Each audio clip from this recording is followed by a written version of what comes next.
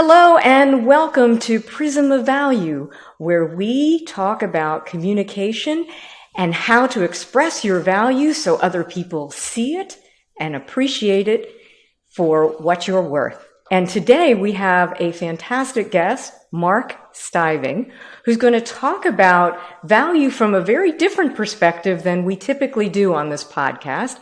Mark runs a company called Impact Pricing, and he is a pricing guru. He is an expert on pricing, something that started out at a very young age. And I was fascinated by this in your bio where you talked about asking as a kid, why does everything always have 99 cents? Do these companies think we're stupid? And that led you on a lifelong, and you can tell us more about that, journey, both studying pricing from an academic perspective, you have a PhD and an MBA, but also has a pragmatic part of this as well, because you've worked for big companies like Procter & Gamble and Cisco and CrowdStrike, really helping them figure out this whole notion of pricing. So welcome to Prism of Value, Mark. Thank you, Liz. This is going to be fun. This is going to be fun. So one of the things that I think is really interesting, and I know this from consulting, but this idea of value-based pricing. Can you explain what that is? I hope so. Actually, it's the easiest definition in the world. Value-based pricing simply means charge what a customer is willing to pay. It's that easy. Now, how much is a customer willing to pay? It depends on how much they value your product. That kind of implies we should be able to charge different customers different prices, which we call price segmentation. And I'll say that although defining value-based pricing is super easy, it is really, really hard to do well. Yes. And I think one of the things that's challenging, especially on the consulting side, is that we tend to price by hours, the hours it takes us to do something, or the hours it took us in adding up, when you're talking about a product, all of the costs for that. But how do you figure out what somebody's really willing to pay? That's a really hard thing to just answer generically from a consultant's point of view, from a solopreneur's point of view. First off, I can tell you that you're probably not charging enough. No matter what it is you're charging, most solopreneurs lack the confidence to believe that they're really worth more. So it'd be interesting just to try raising your price a little bit and see if you can get that. And my guess is you probably can. But that's just from experience of confidence. Mm-hmm. If you want to think about how somebody's deciding how much they're willing to pay for you, there's really two decisions a buyer is going to make most of the time. The first decision they make is, will I buy something in this product category? So am I going to hire a person who does whatever it is that you do? And so we call that the will I decision. And believe it or not, price isn't driving that decision at all. There's something else driving the decision. Sure, huge changes in price can make me change my mind on that decision, but most of the time, price is irrelevant. After I've said yes, then I go on and say, okay, which one am I going to go buy? So if you are one of 10 different competitors who do the exact same thing and everybody's available and you're fighting for business, guess what? I'm not paying very much because I know I've got a whole bunch of alternatives. On the other hand, if you are the only pricing expert in the world, guess what? You're paying a lot if somebody wants to hire you to go do that. And so the key is understanding who are they comparing you to, right? What's the alternative if they don't hire you? And then my favorite is if there is no alternative or they're not considering a competitive alternative, then I can tell you that price isn't driving the decision. Raise your price 10% without even thinking about it, and it won't change their decision. Doesn't mean they're going to hire you, but it wasn't the 10% that caused them to not hire you. Mm-hmm. And I think that a lot of times people think that when they don't get a job or a piece of business, it's because of the pricing. And when you think that way, aren't you sort of commoditizing yourself? rather than, I mean, how do you, I think one of the things, and I'm speaking because I do a lot of work with consultants and work with a lot of service-based organizations.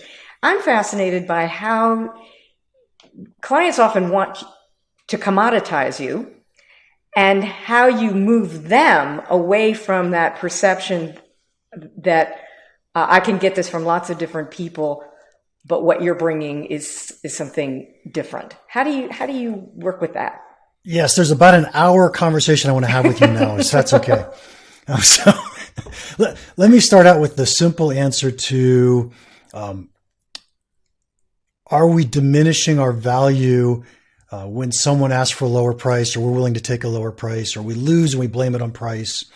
And the answer to that is every time a buyer makes a decision, and this is true, you know, when I say the word buyer, you can put yourself in those shoes and say, when I go buy something, this is how I behave. Every time a buyer makes a decision, they're trading off the amount of value they get against the price they have to pay. Mm-hmm. So there's two sides to that coin. Now, you can always walk away and say, I charge too much money. My preference is to always walk away and say, I didn't offer enough value. I didn't convince my customer that I was worth the money that I was asking for. Now, that's a big difference in attitude, because in one, I just lower a price, and the other, I figure out, what can I do better? What can I do differently? How do I win that business next time? And so now we start walking down this path of, what does value really mean? Now, I know, Liz, you talk about value all the time, but we talk about it in a very different way, which I find so fascinating. Yeah. So if you'd like, I'll explain value from my perspective, right, which is a product And that was my next question. So do explain your perspective on value. Yes. So let's talk about a product. Typically I coach companies on how to do pricing. And typically we're talking about some kind of product. It could be a physical product. It could be software. It could be a service. It doesn't matter what it is. We're trading something in exchange for money. And in order for somebody to give me money, they have to think that they're getting value from what I do. I typically create or think in terms of what I'll call a value table. A value table has 4 columns in it. The first column is your solution. It's your product. It's individual features in your product. And my favorite saying of all when I'm teaching is, nobody cares about your product. You want to talk about your product all day long. You love your product. Nobody else does. Nobody else cares. And so it's our job to translate our features and our products into something buyers actually care about. So what do they care about? Buyers buy products because they have a problem they need to solve. Can you clearly articulate the problem that you're solving for that buyer? Really clearly articulate it. I like to put that in first person format, make it so that people truly understand or it resonates with them. Once you clearly understand the problem, then assume someone buys your product. They have this problem. They buy your product. They solve the problem. What result should they expect to achieve? Can you give me a measurable result? And 99% of the time, we can find a way to measure this, to create a measurable result. It could be lower turnover. It could be increased profitability. It could be increased throughput rates, right? Higher click-throughs, whatever it is. There's some measurable something there. And then the last one, if we're selling B2B, this is really true. In B2C, it's hard. But if we're selling B2B, you can use business acumen to take almost any measurable result and say, here's how that improves the profitability of this company. Now that's value. So what we just did was we just went from what's your feature to how does that change the profit in a company? Right. And that's a journey that you as the provider of said service or product are undertaking with the client that also has their needs. So how do you find, what advice do you have for people in figuring out how to manage that journey, or what should they be thinking about? Because it's a shift in the way that people typically think about delivering their products and services. A lot of times people are doing things through a bidding process. They're competing against a bunch of different organizations. So I'm just curious your thoughts on that. And I realize this is something you could wax poetic on for days. It's okay. But some general ideas about that. So first, kudos on a really brilliant observation. And that observation is that we go on this journey with our customers.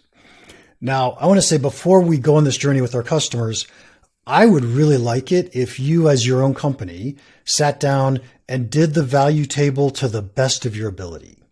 So you're imagining, here's my feature. What problems did I build? Why did I build this? Right? What were the problems? Some typical customer, what kind of results might they expect? How would I calculate value from that? Now, we made those numbers up. I get it. But now when I go out and I meet with a real life customer, I have what's called a value conversation. A value conversation essentially fills the gap. Because if you think about it, you as a salesperson or you as a solopreneur, you know your product really well. But there's no way you know how much value your customer is going to get when they use your product. And if you think about it, your customer knows their situation really well, but there's no way they know how much value they're going to get when they buy your product. So neither of us have the ability to figure out the real value of this thing. If we were to only sit down and have a conversation together, we could figure out the value of the product to that company. Right. It's an attitude or a mindset that says, Mr. Customer, I want to help you understand, is this a good decision, right? Are you getting the value you need? Maybe you have to sell it up the chain in a hierarchical organization. And so now I'm giving you the tool and the ammunition to say, hey, we're really getting a lot of value for this. And you'll find when we have these conversations, when we learn to do it, there's way more value out there than either of us realizes. Right. And it's that idea of what can I bring to you? How do I offer you value? And many times the client they define their problem one way, when in fact that isn't their problem. And that maybe that's even part of the value that your product or service could bring to somebody, is helping them see their own business in a different way. Do you find that? I certainly think that's a possibility. Most of the time what happens is people come in and say, I have this problem I want to solve. And what they didn't realize is they actually had 10 other problems that go along with that one. And now we're going to go take a look at all of these. Right. And then one of the things that we hear a lot from our clients being located in the greater Washington, D.C. area where there's a lot of government contracting, and the whole process is very much driven by rigid proposals and rigid ways of evaluating whether a company is worth engaging, whether that be for paper clips all the way up to complicated consulting. And I'm just curious when you have, and I'm curious what your response would be where you're up against an organization that has so defined value in one way, and you're trying to get them to shift to see what you've just been talking about. Is it worth that struggle? I mean, are there sometimes places where you say, hey, that's just not going to happen, you shouldn't be wasting your time? Or have you found ways to break through that? Yeah, let's talk about RFPs for a second, requests for proposals. First off, I'll tell you the way I run my business is I never, ever respond to an RFP. Mm-hmm. And the reason is the odds of me winning an RFP are really, really low, and I have to put time and energy into it. My attitude is somebody else helped that customer write that RFP. Mm-hmm. So whether it was another salesperson, whether it was somebody else's white paper, somebody else wrote that RFP. And so I'm now behind. And odds were really good. I was invited in because the buyer already knew who they wanted to buy, but they needed to have 3 bids. And so I'm like the sucker that gets to spend my time bidding for them. So I just don't do it. I get plenty of business without doing RFPs. But if I have to reply to an RFP, or the way I coach companies who have to reply to RFPs, is what I typically do is suggest, instead of giving one bid, give 3 bids. And the 3 bids go like this. They're going to be good, better, best, as you might guess as a pricing person. But your good bid is less than they asked for, but it's super aggressive in price. So now if they're just going to be a price buyer, you've probably got the lowest price bid in there. The second one, the better, is either exactly what they asked for, or maybe slightly more because you think this is what they truly need to solve their problem. And that I'm going to price at the price I really want to win it at, right? The thing that I think is fair. And then always include a best bid. Now, a best bid, ridiculously expensive. They're not going to choose it. But what you get to do is talk about all the other capabilities you have as an organization. And they could say, wow, if Liz can do that, she can obviously do this. And maybe they're going to upgrade later. They're going to upsell later. The other thing to know about an RFP is they're never right. This is a customer's best guess at what product they need to solve their problem. And they're nowhere near as good as you are at understanding how to solve their problem. Yeah, that makes a lot of sense. That makes a lot of sense. And I want to go back to something you talked about at the very beginning. And I also loved this video that you did about the fork, which is sort of based on, and I'm blanking, David Newman. David Newman's salt, pepper. Yep. But why is it that it's so hard for people to, I mean, you described it so beautifully where people say, instead of saying $10,000 is my price, 10,000, we could maybe negotiate, or we could go, what is it about this confidence? Talk a little bit about this gap between what people are actually worth and their own perception of their worth. So I think it's a lot like dating, right? As a lady, you may never have asked a guy out on a date. I don't know. But as a guy, before I was married, I would ask someone out on a date, and it's terrifying to ask someone out on a date because they might say no. And do you know what that means if they say no? It means I wasn't good enough. It means I'm a bad person, or, I can think of a whole bunch of negative things. Okay, if I'm a solopreneur and I'm putting a price out there, it's like I'm dating. When you say no, all of a sudden I'm a bad person. I didn't do something well. I'm not running my business well enough, right? I can think of a million reasons why I don't want you to say no. And it really takes a change in attitude. And the attitude is, I actually don't care if you want to buy from me or not. Right? I'm happy to sell to you. I'm happy to serve you. And here's my price. But if you don't want to pay it, that's okay with me, right? I mean, I get it completely. And I know that I'm worth this. Someone else is going to pay it later. I don't need to spend my time serving someone at a much, much lower price. Right. And so as I'm listening to and we're hopscotching across this various aspects of pricing, it's a combination of mathematics and psychology.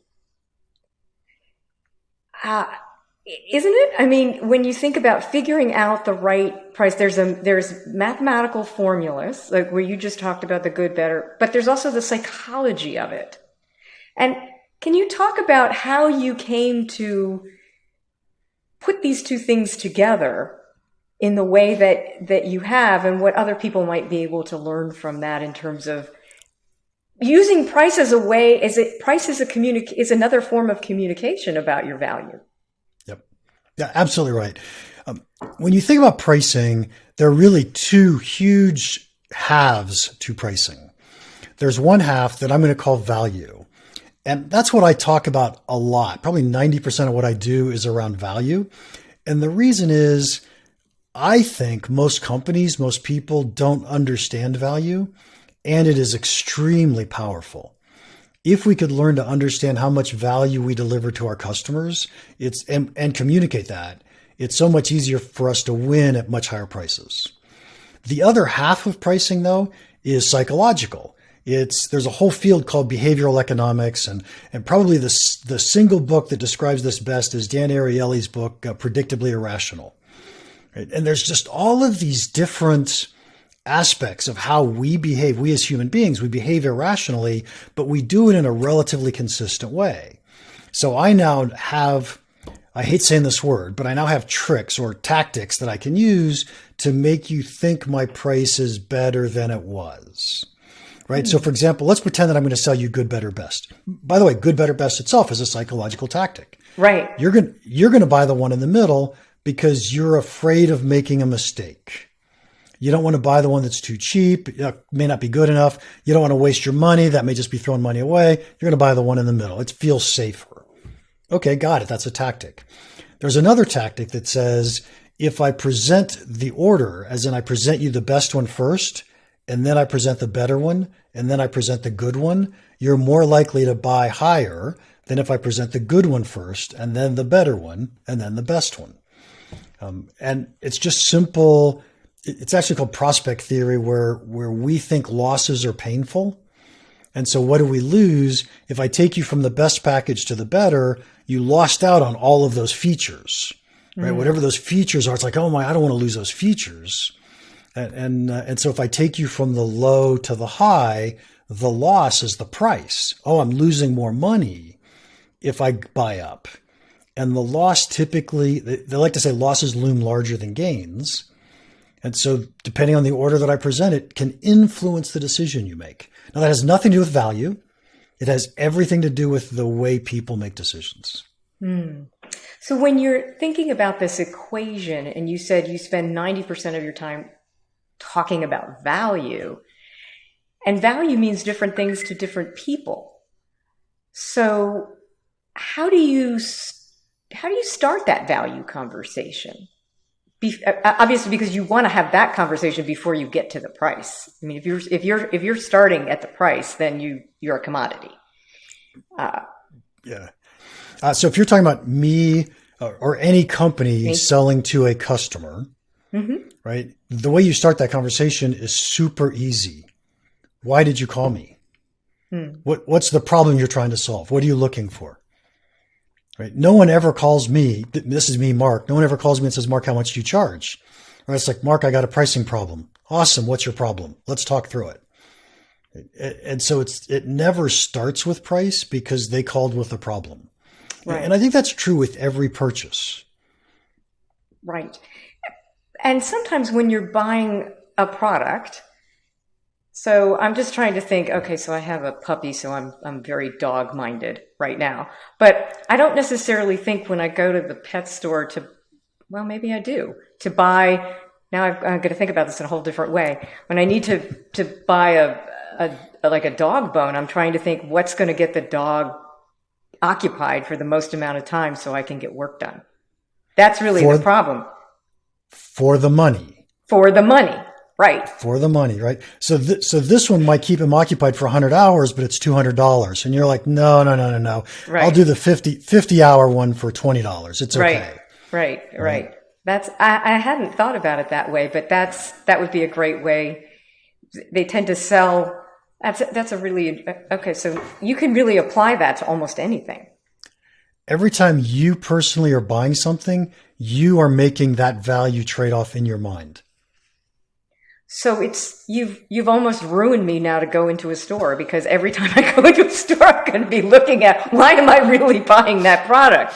But it's a great frame for us to think about what we're selling ourselves, whether we're selling services or products in businesses. Yeah. And that's the key point, is when we can understand how our buyers are making decisions, what are the trade-offs they're making? What are the things that they value? We can change the way we sell our product, the way we market our products, and the way we price our products. And we can be more confident that we can win these deals. And how do you find, so people come to you and they're looking for pricing strategy or thinking about whether their pricing is in the right place, or how do they raise their pricing?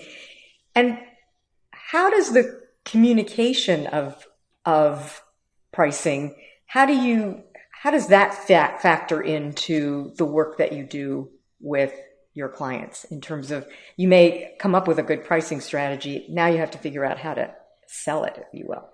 Oh, that's a huge part. We do that all the time. And one of my favorite things to do is look at your webpage.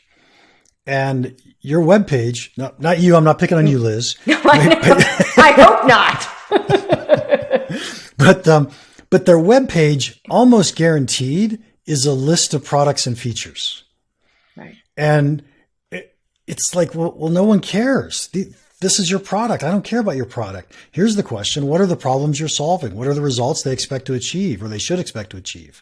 And now can we start talking about value?